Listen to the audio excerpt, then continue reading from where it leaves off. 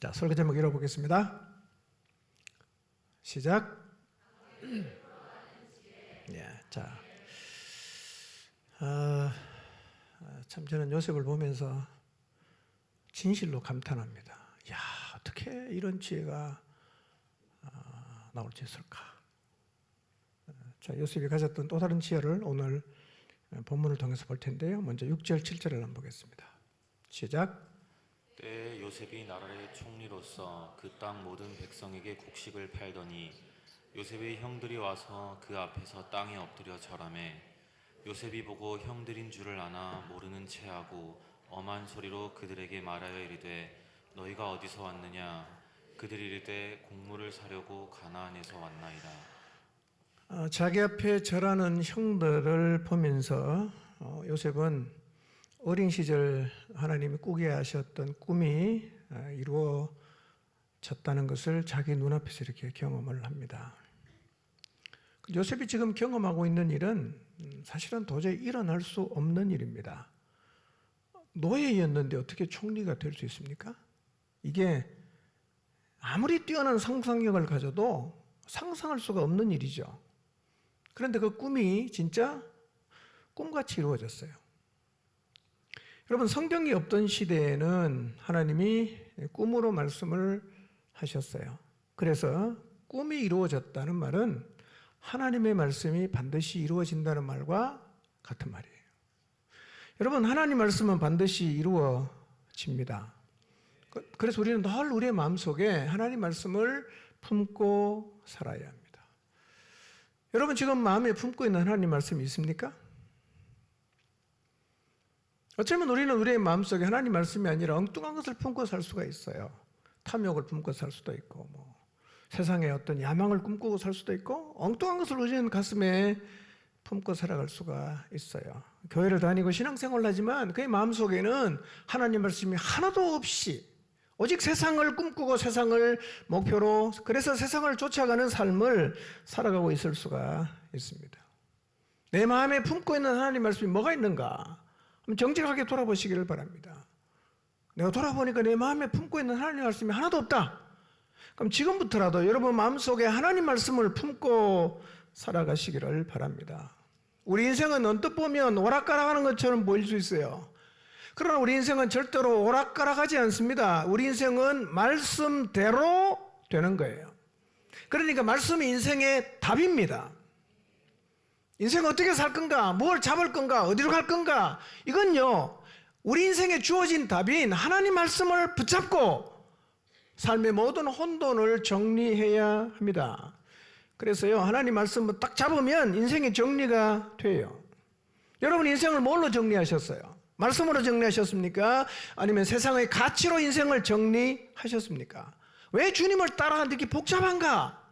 여러분, 말씀이 복잡한 게 아니라 우리가 복잡해진 거예요. 거기다 자꾸 뭔가 이상하게 들어왔어요. 세상의 가치가 들어오고 세상 기준 들어오고, 그러니까 말씀을 보고 세상 가치 잣대가 두 개가 된 거예요. 그래 헷갈리는 겁니다. 늘 혼란스러워요. 말씀으로만 인생을 정리하시기를 바랍니다. 결코 복잡하질 않아요. 그리스도인은 오직 하나님 말씀으로 인생을 정리하는 자들임을 기억하시기를 바랍니다. 형들이 자기에게 절하는 이 놀라운 광경 앞에서 요셉은 형들을 한눈에 알아봤잖아요. 근데 지금 모르는 채 합니다. 그리고 매우 엄한 소리로 물어요. 너희가 어디서 왔냐? 자, 요셉이 형들이 어디서 왔는지 알고 물어요, 모르고 물어요? 알고 있죠? 사실은 이런 대화를 우리도 많이 경험을 하는데요.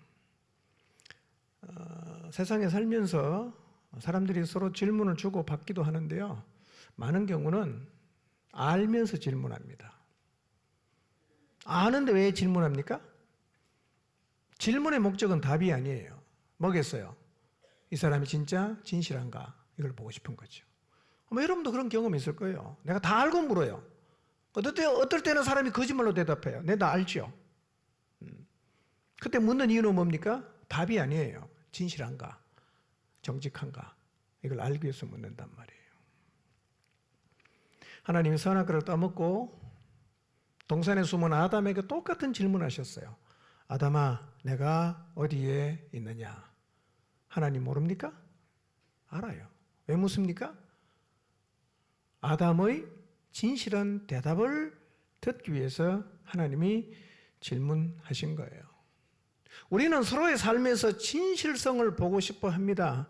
그러나 알고 질문하는 상대의 질문에 우리는 계산해서 자기에게 유리하고 이익이 되는 거짓말할 때가 참 많아요. 우리는 묻지 않아도 진실해야 되고 물어도 진실해야 됩니다. 그 사람이 그리스도인이에요. 자, 요셉 형들을 만났습니다. 이 자리는 요셉의 속마음을 알 수 있는 자리입니다. 21년 만에 만났죠. 요셉은 형들을 알아보고 있습니다. 그 형들이 어떤 사람이에요? 자기를 죽이려고 했던 사람이에요. 그러다 노예로 팔아먹었던 사람들입니다. 내 앞에 있어요. 여러분이 만약에 요셉이라면 그 자리에서 어떻게 했을 것 같아요?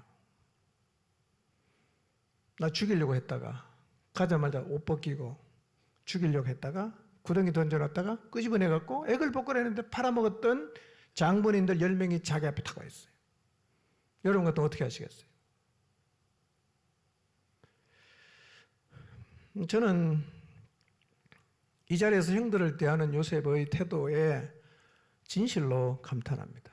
이야, 진짜 대단하다. 어떻게 이렇게 대할 수가 있나? 어떻게 이런 지혜가 나왔을까? 여러분, 상처 많은 30대 젊은이 아닙니까? 그의 과거를 돌아보면 가슴속에 깊이 패인 상처가 많아요. 어떻게 이렇게 처신하는 게 가능했을까? 저는 요셉을 보면서 느끼는 게 이거예요. 우리가 참 우둔하고 미련하다는 거예요. 우리는 참 지혜 없이 행동해요. 저는 우리 모두가 요셉을 배우게 되기를 바랍니다. 요셉이 가졌던 지혜를 갖게 되기를 바랍니다. 야, 이렇게 지혜로울 수 있다면 우리의 삶에서 생기는 많은 문제들을 우리가 잘 풀어갈 수 있을 것이고 얼마나 우리 안에 계신 주님을 증거할 수 있을까라는 생각을 하게 돼요. 여러분, 요셉이 무슨 상담 관련 학위를 갖고 있습니까? 가장 민감한 17세의 나이에 형들에게 그냥 억울하게 잡혀서 죽을 뻔하고 노예로 팔려가서 노예로 살았어요. 얼마나 가슴에 상처가 컸겠습니까? 그렇게 아버지의 사랑을 받다가 노예로 살잖아. 노예는 인권도 없습니다. 물건이에요. 팔려갔어요. 17세부터 노예로 살았어요. 얼마나 자존감이 떨어졌겠어요. 그런데 요셉이 지금 형들을 대하는 태도를 보면요, 이런 질문이 생깁니다. 이게 진짜 과연 가능한 일인가? 이게 인간이 할 수 있는 일인가? 이런 생각이 들어요. 요셉이 그렇게 하고 있어요, 지금요. 우리는요, 요셉과는 비교도 안 되는 얕은 상태를 가지면서도요, 평생 쩔쩔맵니다.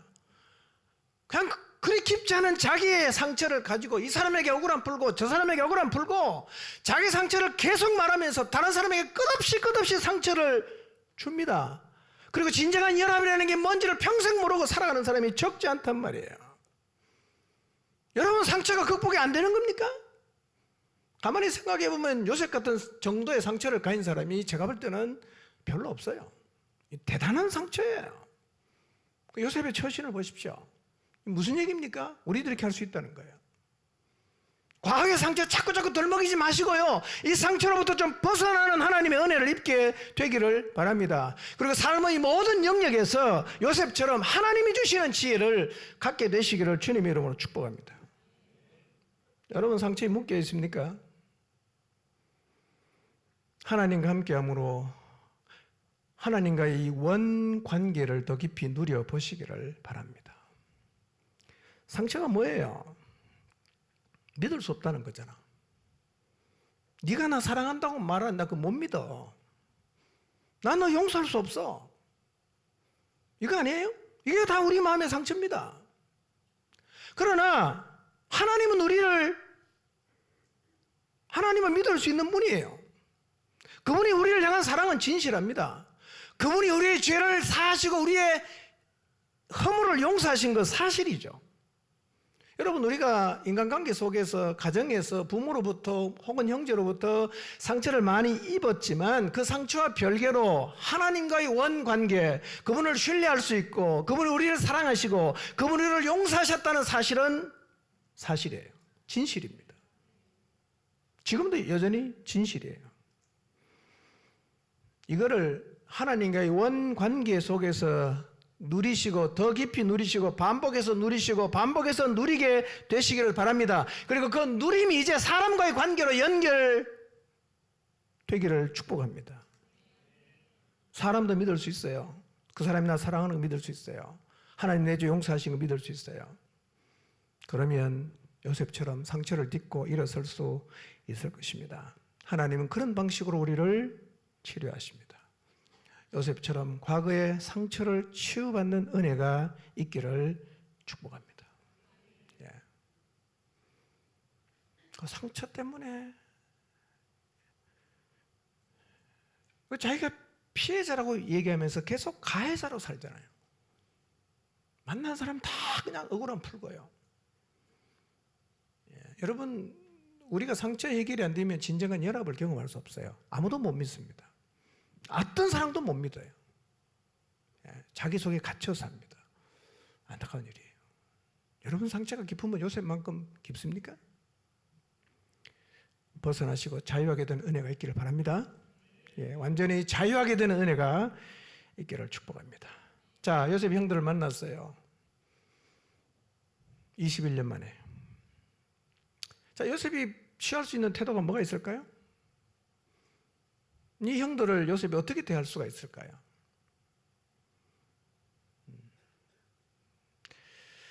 자, 요셉이 그 자리에서 보일 수 있는 태도가 몇 가지 있습니다. 제일 쉬운 건 첫째, 복수하는 거예요. 복수. 지금 요셉은 본인이 원하는 대로 뭐든지 할 수 있어요. 마음먹으면 충분히 복수할 수 있습니다. 그리고 명분도 충분히 있습니다. 그리고 만약 요셉이 복수하려고 했다면 자기를 감출 이유가 없어요. 바로 드러내면 되죠. 당당하게 이렇게 할 수 있어요. 형님, 저 요셉입니다. 설마 저 잊으신 건 아니겠죠? 저는 지금까지 단 하루도 형님들이 그날 제게 했던 일을 잊은 적이 없습니다.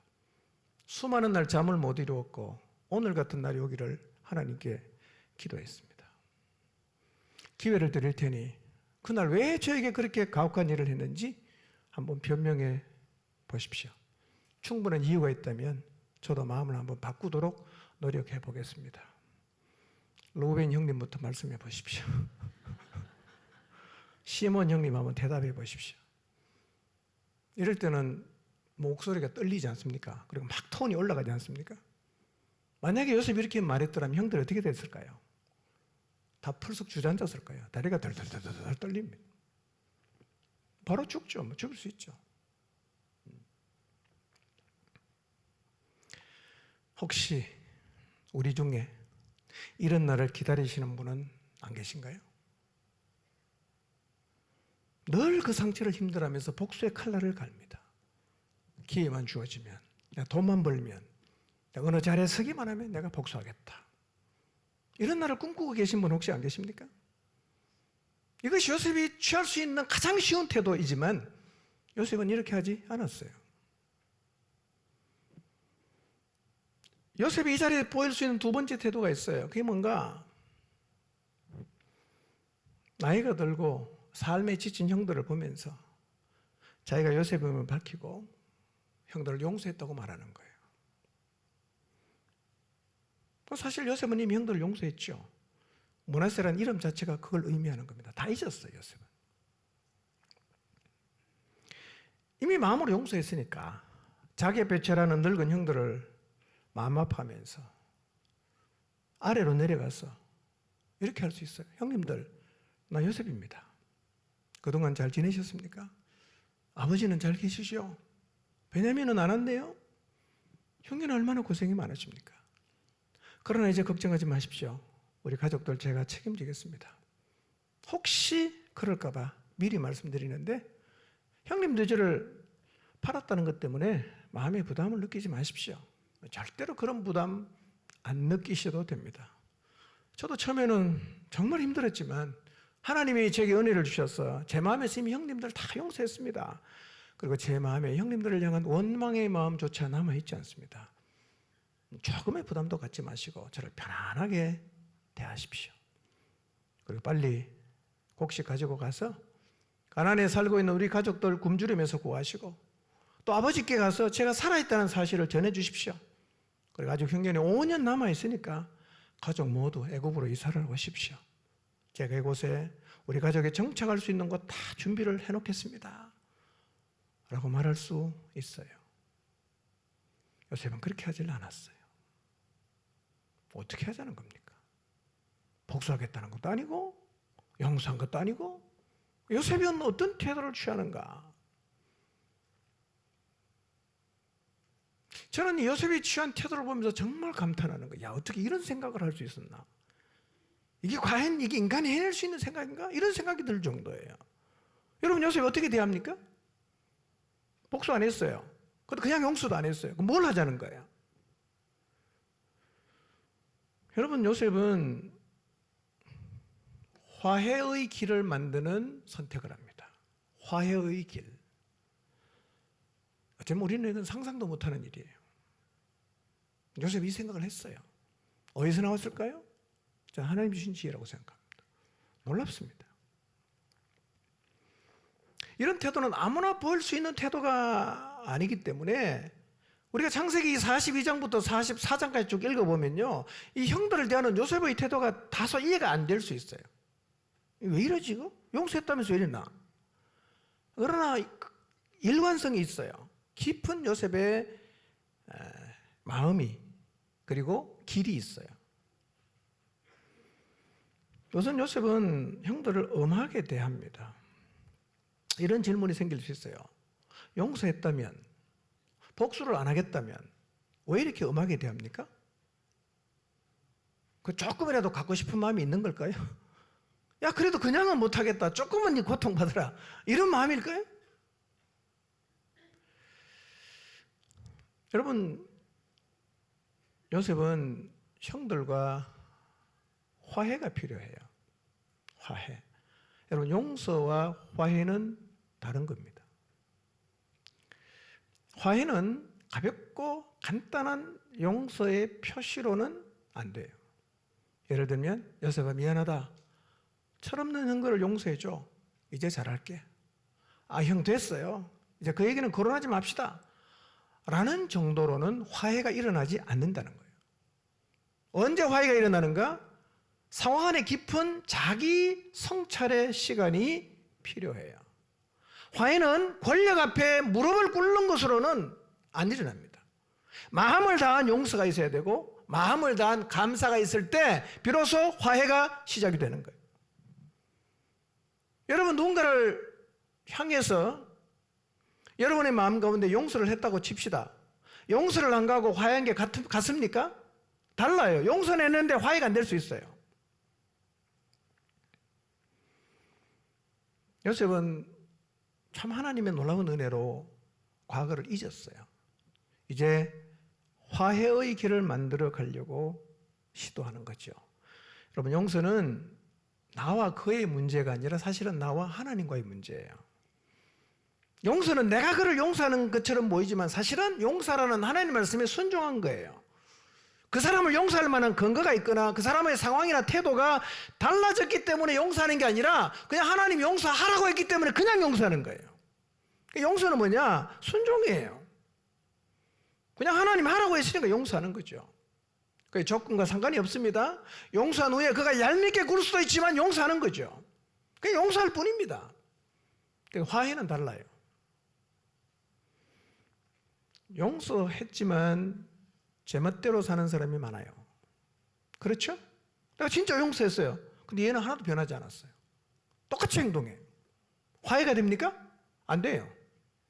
용서는 했지만 화해는 안 된다는 거예요. 그래서 용서를 받고도 제멋대로 살아서 화해의 자리까지 도달하지 못하는 사람이 있단 말이에요. 화해가 뭐냐? 같이 가는 거예요, 이제는요. 과거의 상처를 딛고 진정으로 용서하고 감사하고 손잡고 같이 걸어가는 게 화해입니다. 화해는 앞으로 지속적으로 함께 같은 꿈을 꾸면서 걸어가기 위한 어떤 매듭을 짓는 거예요. 그러니까 나만 용서하면 된다는 생각으로는 화해는 안 돼요. 용서는 할 수 있어요. 화해는 안 됩니다. 여러분, 진정한 화해가 일어나려고 하면 내가 피해자예요. 피해자는 이렇게 생각해야 돼요. 내가 100% 오롯이 피해자가 아니라 나도 가해자였을 수 있고 나도 그를 힘들게 했을 수 있다고 생각을 해야 돼요. 나도 가해자일 수 있다. 나도 그를 힘들게 했을 수 있다라고 진심으로 생각해야 됩니다. 그리고 가해자는 자신의 100% 가해자라고 생각해야 됩니다. 이런 생각을 할 때 화해가 가능해집니다. 과거의 상처를 잊고 형들을 용서한 요셉에게 무엇보다 중요한 건 뭐예요? 가해자인 형들이 자기의 잘못을 인정하는 일이 필요해요. 형들이 뻔뻔하게 대하면 요셉은 용서는 했지만 뭐가 안 될까요? 함께 갈 수는 없어요. 형들이 진심으로 자기의 죄를 인정해야 돼요. 우리가 잘못했다. 100% 우리가 잘못했다. 이 진실된 고백이 있어야 그 다음 뭐가 되겠어요? 함께 갈 수 있는 거예요. 이걸 요셉이 생각했어요. 그 길을 지금 가고 있는 거예요. 형들이 진짜 자기 잘못을 인정하는 길로 요셉이 끌고 가고 있는 거예요. 그래서 요셉은 지금 형들을 엄하게 대합니다. 이유는 뭘까요? 진짜 화해하고 싶은 거예요. 같이 가고 싶은 거예요. 같이 살아야 되잖아요. 자, 18절에 11절 봅니다. 시작. 요셉은 그의 형들을 알아보았으나 그들은 요셉을 알아보지 못하더라. 요셉이 그들에게 대하여 꾼 꿈을 생각하고 그들에게 이르되 너희는 정탐꾼들이라 이 나라의 틈을 엿보려고 왔느니라. 그들이 그에게 이르되 내 주여 아니니이다. 당신의 종들은 곡물을 사러 왔나이다. 우리는 다 한 사람의 아들들로서 확실한 자들이니 당신의 종들은 정탐꾼이 아니니이다. 네. 자, 요셉이 형들이 자기에게 절을 했는데요. 요셉이 형들이 자기에게 절하는 것을 보면서 기뻐하고 통쾌하게 생각했을까요? 그렇지 않을 거예요. 이미 용서했어요. 그러니까 뭘 하고 싶죠? 진정한 화해를 하고 싶어요. 그래도 마음이 아프지만 매우 엄하게 대합니다. 여러분, 얼마나 궁금한 게 많겠어요? 뭐가 제일 궁금할까요? 아버지 살아계시는 거 얼마나 궁금했겠어요? 베냐민 잘 있나 얼마나 궁금했겠어요? 그렇지만 요셉은 그걸 묻기 전에 형들이 과연 자기의 잘못을 인정하고 있는가? 이걸 알고 싶은 거예요. 그러나 하나님의 은혜로 요셉은 이미 형들을 다 용서했기 때문에 마음 같으면 이렇게 하고 싶겠죠. 당장 자기를 밝히고 내려가서 형들을 끌어안고 싶을 거예요. 그러나 그렇게 하면 값싼 은혜가 되고 값싼 용서가 되기 때문에 요셉은 참습니다. 그리고 형들이 자기를 돌아볼 시간을 만들어요. 그래서 9절, 12절, 14절, 16절을 보면요. 4번씩이나 요셉은 형들을 엄하게 대합니다. 엄하게 대해요. 그런데 한번 생각해 보세요. 형들을 만났어요. 물론 뭐 요셉이 기다리고 있을 수도 있었어요. 왜냐하면 뭐 다 흉년이 들었으니까 언젠가는 오긴 올 텐데 왜 안 오나 속으로 기다렸을 수도 있어요. 어쨌든 만났거든요. 그러면 여러분 생각해 보세요. 이런 상황에서 이런 방식으로 하면 화해를 이룰 수 있다는 매뉴얼 같은 게 있었을까요? 없었을까요? 없어요. 그런 거. 누가 만드는 거예요? 요셉이 만들어가는 거예요. 그러니까 이게 얼마나 놀라운 지혜입니까? 그냥 복수하는 것도 아니고 그냥 용서하는 것도 아니고 화해 과정을 만들어가는 이 과정을 요셉이 스스로 지금 만들어서 밟아가고 있는 거 아닙니까? 이 지혜가 어디서 나왔어요? 하나님께서 나왔다는 거예요. 그래서 43장, 44장을 계속 읽어보면요, 요셉은 처음부터 분명한 그림을 가지고 진행을 합니다. 이랬다 저랬다는 게 아니에요. 그림이 있어요. 그래서 저는 이 요셉의 지혜가 너무 놀랍습니다. 야, 참 대단하다. 대단하다. 그 지혜는 나이랑 별로 상관없는 것 같아요. 우리는 뭐 노인의 지혜 그러는데요. 여러분 욥기를 읽어봐도 나이 제일 어린 친구가 제일 지혜로웠잖아요. 나이가 많다고 지혜로워지는 게 아니고요. 하나님과 함께하는 사람이 지혜로운 사람이에요. 젊은이도 지혜로울 수 있어요. 누굴 보니까? 요셉 보니까 20대도 지혜로울 수 있습니다. 80대보다 10대가 더 지혜로울 수도 있어요. 요셉을 보니까요. 비결은 뭡니까? 하나님과 함께하면. 저는 여러분 모두가 그런 지혜를 갖게 되기를 바랍니다. 젊은이들 그런 지혜를 저는 꼭 갖게 되기를 바랍니다. 자, 화해의 과정 어떻게 만들어가는가? 요셉은 엄하게 대하면서 형들을 뭘로 몰고 가고 있습니까? 간첩으로 몰고 가는 겁니다. 정탐꾼이다. 여러분 정탐꾼으로 몰리면요, 이건 절망입니다. 정탐꾼으로 몰리면 바로 고문합니다. 그리고 죽여도 돼요. 형들도 이걸 알아요. 정탐꾼으로 몰렸다 큰일 났어요. 우리 이제 여기서 못 나갈 수도 있다. 우리 여기다 죽을 수도 있다. 굉장히 두려움과 절망감을 느꼈을 수도 있습니다. 그러니까 정탐꾼으로 모는 형들이 펄쩍 뛰어요. 속으로 이런 생각을 했겠죠. 아니 저 총리가 미쳤나? 아니 멀쩡한 우리를 왜 정탐꾼으로 몰고 가나? 그렇게 억울해했을 수도 있습니다. 너무 다급하잖아. 진짜 정탐꾼으로 몰리면 다 죽을 수밖에 없거든요. 다급해지니까 어떡합니까? 자기가 정탐꾼이 아닌 것을 증명하려고 묻지도 않는 말을 막 해대는 거예요. 묻지도 않는 말을 해요. 자, 42장 12절 15절 한번 볼까요? 시작. 요셉이 그들에게 이르되 아니라 너희가 이 나라의 틈을 엿보러 왔느니라. 그들이 이르되 당신의 종 우리들은 12 형제로서 가나안 땅 한 사람의 아들들이라. 막내 아들은 오늘 아버지와 함께 있고 또 하나는 없어졌나이다. 요셉이 그들에게 이르되 내가 너희에게 이르기를 너희는 정탐꾼들이라 한 말이 이것이니라.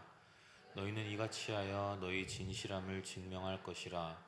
바로의 생명으로 맹세하노니 너희 막내 아우가 여기 오지 아니하면 너희가 여기서 나가지 못하리라. 예, 정탐꾼으로 몰고 갑니다.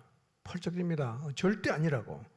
근데 12절에 요셉이 또 그럽니다. 아니라 너희가 이 나라의 틈을 엿보러 왔다. 이러니까 형들이 묻지도 않는 말인데 술술 이제 뱉기를 시작합니다. 뭔 얘기하죠? 13절부터 가족 얘기를 하는 거예요. 가족. 간첩 혐의 벗으려고. 적극적으로 자기 변호를 하는데 42장에는 안 나오는데 43장에 가서 유다가 아버지에게 베냐민을 데리고 가야 된다라고 설득을 할 때 이렇게 얘기를 했어요. 7절은 뭘까요? 43장 7절 시작. 그들이 이르되 그 사람이 우리와 우리의 친족에 대하여 자세히 질문하여 이르기를 너희 아버지가 아직 살아계시느냐 너희에게 아우가 있느냐 하기로 그 묻는 말에 따라 그에게 대답한 것이니 그가 너희의 아우를 데리고 내려오라 할 줄을 우리가 어찌 알았으리까. 예. 자, 요셉이 가장 궁금한 게 뭐죠? 아버지 안부하고 베냐민 안부예요. 잘 있는가 살아 있는가. 예. 그래서 지금 신문하는 척하면서 뭘 물어요? 이걸 가족 얘기를 끄집어냈단 말이에요. 그런데 형들이 뭐라고 얘기하느냐면 우리 형제가 몇 명이다? 12명이라고 그랬어요. 지금 몇 명 와 있어요? 10명 와 있잖아. 그 2명 어디 갔어? 얼떨결에 나왔는데 2명을 설명을 해야 되는 거예요. 그래서 설명하다 보니까 자연스럽게 누구 얘기 나옵니까? 요셉 얘기 나오는 거예요. 그 정탐꾼 2명 벗으려고 하면 진실하게 말을 해야 되잖아. 12명이라고 뱉어버렸어 벌써. 그럼 자기는 10명밖에 없어. 2명 어디 갔냐? 이걸 얘기를 해야 되잖아. 그래서 이렇게 말하죠. 하나는 아버지와 함께 있고 하나는 없어졌다. 하나가 누굽니까? 요셉이잖아. 여러분 요셉이 없어졌다고 말을 했잖아요. 이 말은 죽었다는 뜻입니다. 리빙 바이블에는요. 우리들 형제 가운데 하나는 죽었나이다. 이렇게 기록하고 있어요. 사실 형들은 요셉을 알 수가 없어요. 살아있는지 죽어있는지 전혀 몰라요. 21년 지났잖아요. 그러니까 형들의 생각에는 요셉이 죽었다고 생각하는 것 같습니다. 그러니까 중요한 건요. 형들의 입에서 묻지도 않았는데 누구 얘기합니까? 요셉 얘기가 나왔다는 거예요. 지난 20년 동안 형제들이 공범이 되어서 요셉을 팔아먹었지만 한 번도 요셉 얘기를 공개적으로 꺼낸 적이 없습니다. 누구도 말하면 안 돼. 누구도 말하면 안 돼요. 아무도 말을 안 해. 묵시적으로 요셉 얘기는 꺼내지 말자 이렇게 돼 있는데요. 21년 만에 지금 요셉 앞에서 요셉 얘기를 꺼내고 있어요.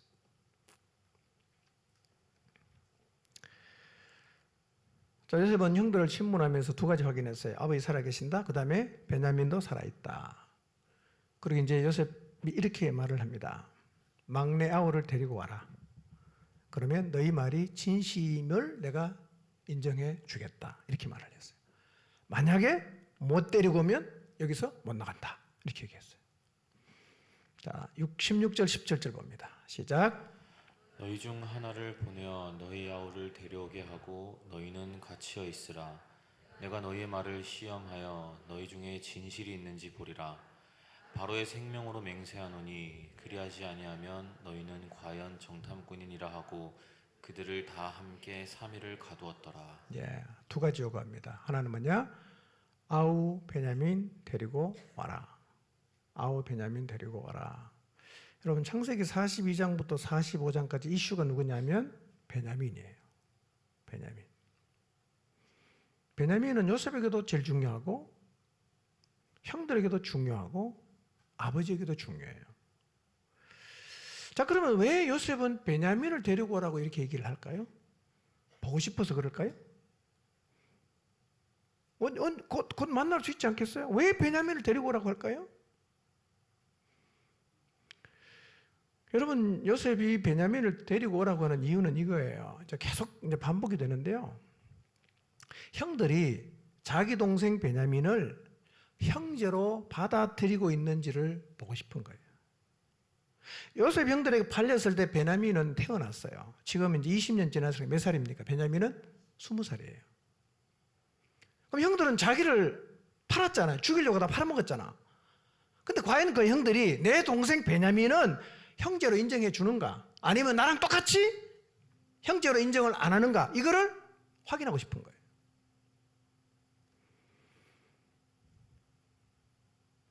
모든 일이 베냐민을 중심으로 묶여져 있어요. 데리고 와라. 또 하나는 너희 중에 한 명을 보내어서 아우를 데리고 오게 하고 나머지는 감옥에 갇혀 있으라. 그리고 감옥에다 넣어버립니다. 며칠간 감옥에 있었죠? 3일간 있었어요. 3일도요. 요셉은 며칠 만에 감옥에서 끄집어낸다는 건 알고 있지만 형들은 알아요, 몰라요? 모르는 거예요. 마치 이 보디발 집에 있는 감옥에 들어간 요셉이 우리는 지금 3년 만에 나온 거 알지만 자기는 내일, 그러니까 내일 나가도 오늘까지는 모르는 거예요. 그 3일은 갇혀 있지만 간첩 혐의를 받고 있죠. 잘못하면 영영 집으로 못 갈 수도 있고 아니면 사형당할 수도 있어요. 그래서 요셉은 형들을 감옥에 가둡니다. 이제 형들은 자신의 미래를 장담할 수 없는 마치 요셉이 빠졌던 구덩이에 빠진 거예요. 자기 힘으로 못 나가요, 이제는. 왜 감옥에 넣었을까요? 요셉은 자기가 감옥에서 많은 걸 경험을 했어요. 거듭났어요. 형들도 그 감옥에서 자신을 돌아보고 거듭나는 경험을 하기를 원하는 마음으로 감옥에 넣었어요. 형들이 변했을까요? 다음 주에 보겠습니다. 변했는지 안 변했는지 궁금하면 여러분 18절부터 읽어보시면 나와요. 변했나 안 변했나?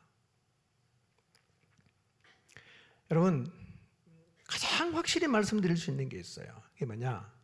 고난은 변장된 축복이에요. 고난은 변장된 축복입니다.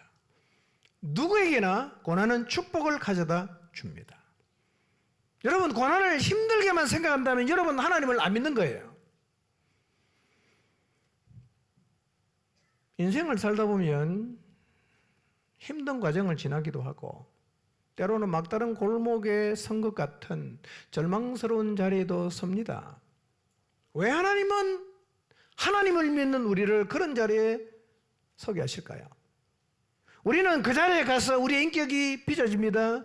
우리는 그런 자리에 갈 때 우리의 인격의 깊이가 생깁니다.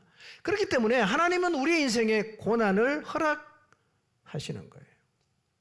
여러분, 요셉에게는 술 맡은 관원장이 그를 감옥에서 나가게 하는 유일한 희망이었어요. 마지막 희망이었어요.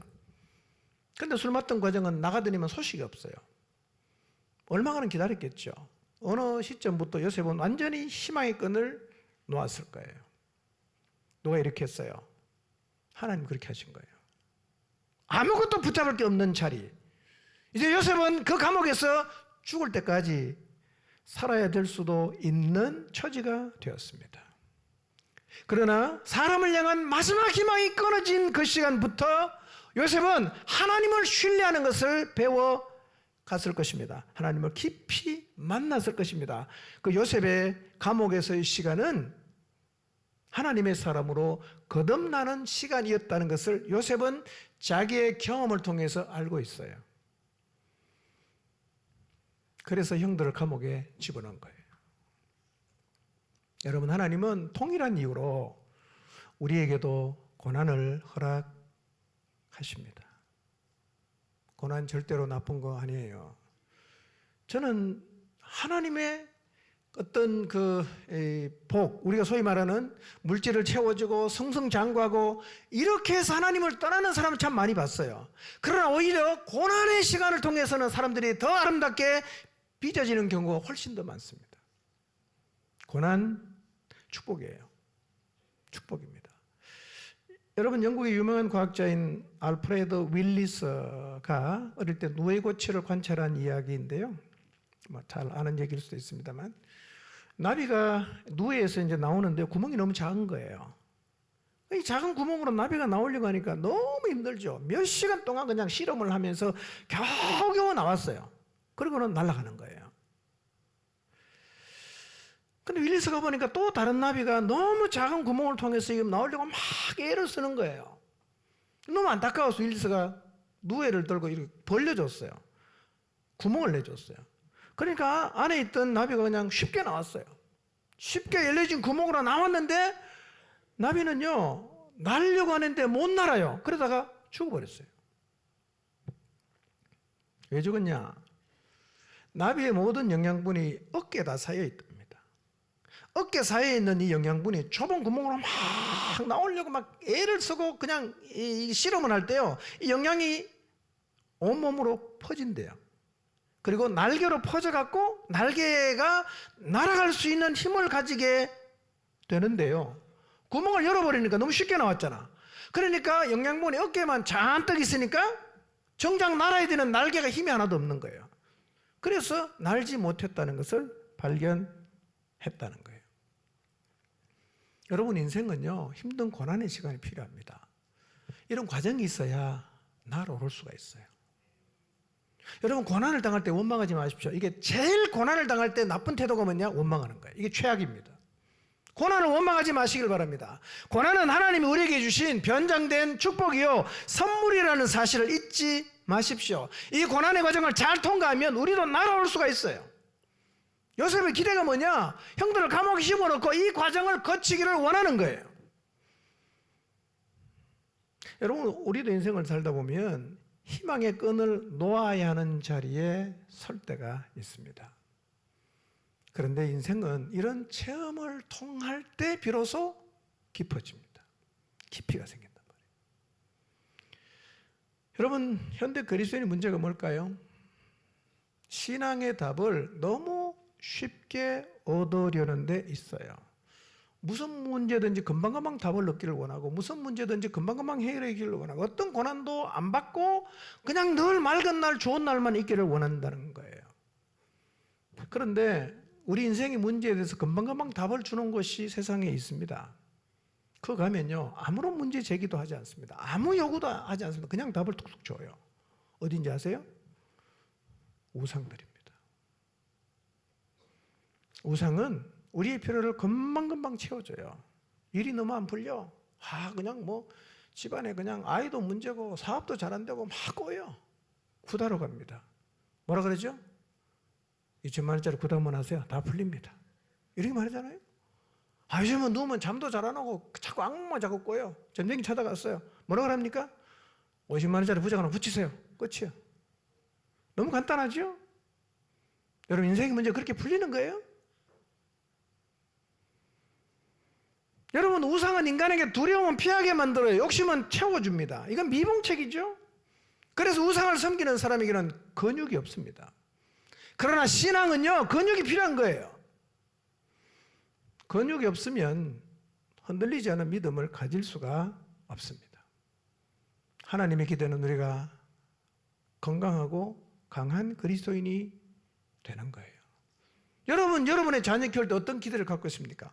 어떤 상황에 놓아도 잘 극복하고 감당하는 자녀로 키우고 싶어요? 아무것도 제 힘으로는 할 수 없고 부모가 다 따라다니면서 해결해 줘야 되는 그런 자녀로 키우고 싶습니까? 똑같지 않습니까? 우리를 향한 하나님 마음이 똑같다는 거예요.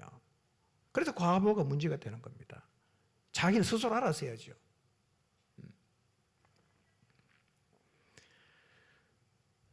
하나님은 우리가 얕은 그리스도인이 아니라 깊은 그리스도인이 되기를 원하십니다. 얕은 그리스도인이 어떤 사람이에요? 내가 원하는 걸 기도했는데 하나님이 잘 안 줘요. 내가 해결해달라고 기도했는데 하나님 금방 해결 안 해주시는 거예요. 그러니까 그냥 신앙을 뒤로 해버리는 거죠. 주저앉아 버리는 거. 이게 얕은 그리스도인의 전형적인 모습이에요. 하나님은 우리가 이런 모습으로 살기를 원치 않습니다. 그래서 이런 사람이 점점 깊은 그리스도인이 되려가면 구덩이 들어가야 되는 거예요. 거기서 고뇌하면서 깊어진단 말이에요. 깊은 그리스도는 어떤 사람이에요? 하나님을 온전히 신뢰해서 구덩이에 들어가던 어느 자리에 서든지 간에 그 과정을 통해서 더 아름다운 모습으로 거듭나는 그리스도인이 깊이가 있는 그리스도인의 모습이에요. 감당하고 견디고 해내고 기다리고, 이게 깊이 있는 그리스도인이에요. 근데요, 우리가 깊이 있는 그리스도인이 되려고 하면 반드시 뭐가 필요하냐? 고난이 필요합니다. 고난이 필요해요. 여러분 혹시 고통의 때 막막한 자리에 서 계십니까? 하나님 없다, 믿어도 소용없다, 이런 말 하지 마시고요, 하나님의 귀를 기울여 보십시오. 하나님 뭐라고 말씀하시는가? 절망의 자리, 어떻게 할 수 없는 자리에 서 계십니까? 원망하지 마시고 자기를 돌아보십시오. 상황을 묵상하지 마시고 나를 힘들게 하는 그 사람을 생각하지 마시고 자기를 돌아보시기를 바랍니다. 여러분, 고통의 시간은, 환난의 시간은 선물이에요. 하나님 우리에게 선물을 주시는 시간이란 말이에요.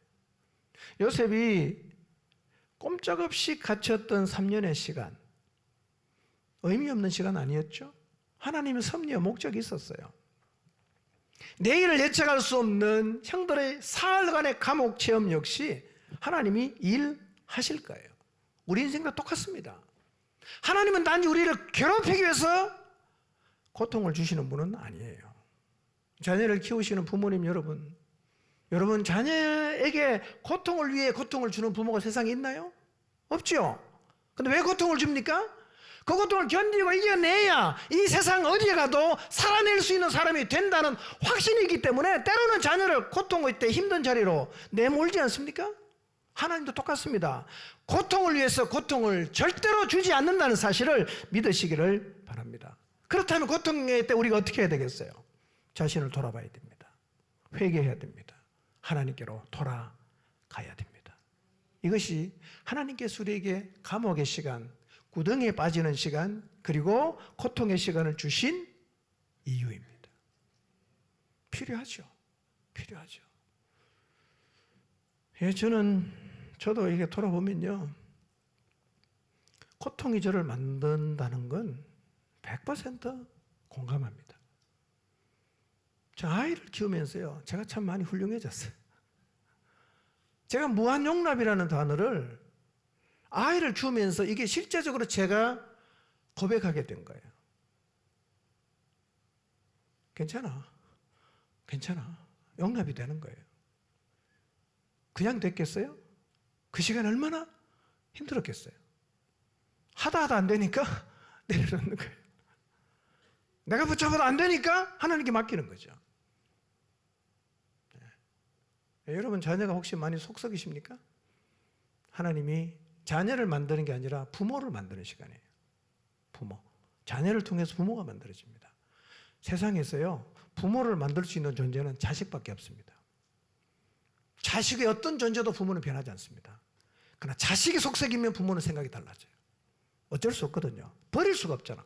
포기할 수가 없잖아. 그래도 같이 가야 되니까 나를 바꿔야 되는 거예요. 제가 안 바꾸니까 나를 바꿔야 내가 살 수가 있어. 숨을 쉴 수가 있어.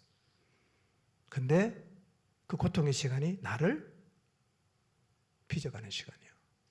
그 고통의 시간이 내가 하나님의 사람으로 훌륭하게 만들어지는 시간이란 말이에요. 여러분 혹시 고통을 당하고 계십니까? 이 시간이 신앙이 더 깊어지는 시간이 되게 하십시오. 하나님은 우리에게요, 비도 오지 않고 춥지도 않고 덥지도 않고 늘 봄날 같은 시간만 주시는 게 아니라요, 많은 경우는 비가 오게 하시고 장마가 지게 하시고 태풍이 불게 하십니다. 왜냐하면 이런 시간을 통해서만 우리 인생에 깊이가 생기고 우리의 신앙 근육이 단련된다는 걸 하나님이 너무 잘 아시기 때문입니다. 여러분 고난을 통해서 더 깊어지시기를 축복합니다. 요셉은 형들과의 문제를 지금 이렇게 풀어가고 있는데요. 여러분 요셉이 형들과의 그 관계를 이런 식으로 풀어갈 것이라는 상상을 해보셨나요? 1번 하나님 2번이잖아. 원수 갚든지 용서하든지 이거잖아. 요셉은 어떻게 이런 지혜를 가졌을까요? 어떻게 이런 지혜를 가졌을까요? 놀랍지 않습니까? 그런데 우리는 요셉의 이 지혜를 보면서, 이 탁월한 요셉의 지혜를 보면서 절망하는 것이 아니라 오히려 희망을 품을 수 있는 이유는 요셉이 이런 놀라운 지혜를 가졌던 것이 요셉이라는 인간의 탁월함 때문이 아니라 하나님이 함께 하셨기 때문입니다. 그러니까 우리와도 하나님이 함께 하시기 때문에 우리도 요셉이 가졌던 지혜를 가질 수 있다는 희망을 가질 수가 있어요. 요셉이 그런 지혜를 가졌다면 우리도 그런 지혜를 가질 수가 있습니다. 여러분 인생에도 이런저런 문제가 많죠? 풀어가야 할 문제, 극복해야 할 문제가 많을 거예요. 그냥 우둔하고 미련한 그런 모습으로 그 문제를 해결하려고 하지 마시고 요셉같이 하나님 앞에 기도하시고 하나님이 주시는 지혜로 보통 사람이 상상할 수 없는 그런 방식으로 여러분의 문제를 풀어갈 수 있기를 바랍니다. 하나님에게는 그런 지혜가 있어요. 하나님에게. 자, 골로새 2장 2절 3절 한번 보겠습니다. 시작. 이는 그들로 마음의 위안을 받고 사랑 안에서 연합하여 확실한 이해의 모든 풍성함과 하나님의 비밀인 그리스도를 깨닫게 하려 함이니 그 안에는 지혜와 지식의 모든 보화가 감추어져 있느니라. 자, 예수님 안에는 지혜와 지식의 모든 보화가 어떻다고? 다 감춰져 있어요. 여러분 예수님 안에는 우리 인생에서 풀어가야 하는 모든 문제에 대한 지혜가 다 감추어져 있습니다. 이 사실을 믿으시기 바랍니다. 하나님과 함께 하시고 예수님과 함께 하시고 성령님과 함께 하신다면 우리는 우리의 삶에서 필요한 모든 지혜를 그분으로부터 얻을 수 있습니다. 이 지혜는 요셉의 전유물이 결코 아니에요. 하나님을 믿는 모든 사람이 가질 수 있고 하나님과 함께하는 모든 사람이 가질 수 있고 예수님과 함께하는 모든 사람이 가질 수가 있습니다. 지혜의 근본이 되시는 예수님에게, 하나님에게 인생의 모든 문제를 풀어갈 지혜가 있다는 사실을 기억하시기를 바랍니다. 혹시 여러분의 인생 가운데 이런 지혜가 필요하십니까? 그분의 지혜를 구하십시오. 그리고 이제는 여러분이 해왔던 방식과는 다르게 하나님이 주시는 지혜로 그 문제를 풀어감으로 요셉을 보면서 야, 하나님이 신이 쟤랑 함께 하는구나 라고 바라왕도 깨달았고 보디발도 깨달았지 않습니까? 우리의 삶을 통해서도 하나님이 우리와 함께 하신다는 사실을 우리 주변에 있는 사람들의 삶을 풀어가는 지혜를 보면서 보게 되기를 바랍니다. 하나님과 깊은 교제안에 산다면 우리는 인생의 모든 문제를 풀어가는 지혜를 얻을 수 있게 될 것입니다. 예수님 안에 있는 지혜, 하나님 안에 있는 이 놀라운 지혜를 그분과 깊은 교제를 통해서 여러분 모두가 소유하게 되시기를 주님의 이름으로 축원합니다.